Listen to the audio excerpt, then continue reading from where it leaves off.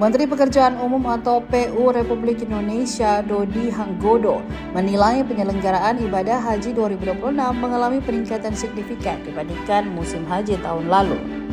Penjelasan ini disampaikan Dodi saat berada di Madinah pada Senin 29 Juni 2026. Menurutnya, salah satu indikator keberhasilan penyelenggaraan haji tahun ini terlihat dari menurunnya jumlah jemaah Indonesia yang wafat di Tanah Suci.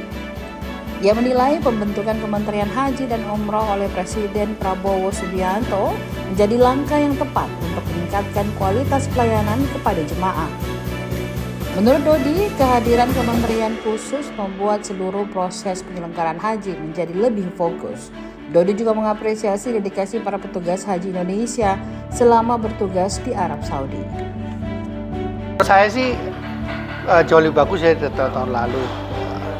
Minimum yang saya lihat itu minimum ya, dari jumlah jamaah yang wafat di Tanah Suci kan jauh lebih berkurang. Jadi nampak sekali bahwa Kementerian Haji itu yang digagas oleh Pak Presiden Prabowo itu sudah tepat, sehingga penanganan jamaah ini benar-benar lebih fokus lah. Dan saya juga lihat kan para petugasnya, Pak Menteri, Wakil Menteri juga, mereka tidak berhaji tapi benar-benar ngurusi jamaah. Jadi memang fokus mereka mengurusi jamaah gitu. Jadi nggak terbelah antara mereka beribadah dan ngurusi jamaah, itu benar-benar ngurusi jamaah.